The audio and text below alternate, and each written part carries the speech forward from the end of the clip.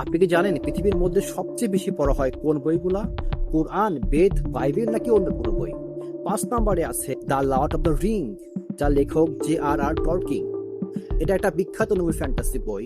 এবং ৪ নম্বরে আছে দ্য হ্যারি পটার, যার লেখক J.K. রাউলিং। এটা একটা বিখ্যাত ড্রামা নোবেল ফ্যান্টাসি বই। আর এই দুইটা বইয়ের উপরেই কিন্তু মুভি সিরিজ তৈরি করা হয়েছে, যা পৃথিবীর মধ্যে ব্যাপকভাবে জনপ্রিয়। আর ৩ নম্বরে আছে দ্য কোটেশন ফ্রম চেয়ারম্যান মাও সেতং, চায়নার কমিউনিস্ট পার্টির সভাপতি মাও সেতং এর লেখা এবং বক্তৃতার নির্বাচিত বিবৃতি।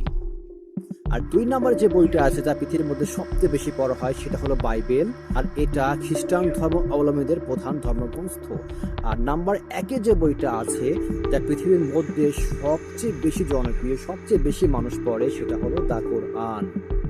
আর এটা হলো ইসলাম ধর্মের সর্বশেষ এবং প্রধান ধর্মগ্রন্থ, যেটা নাজিল করা হয় হযরত মুহাম্মদ সাল্লাল্লাহু আলাইহি সাল্লামের উপরে। ভালো লাগলে এবং ইনফরমেটিভ মনে হলে অবশ্যই সাবস্ক্রাইব এবং কমেন্ট করবেন। আসসালামু আলাইকুম।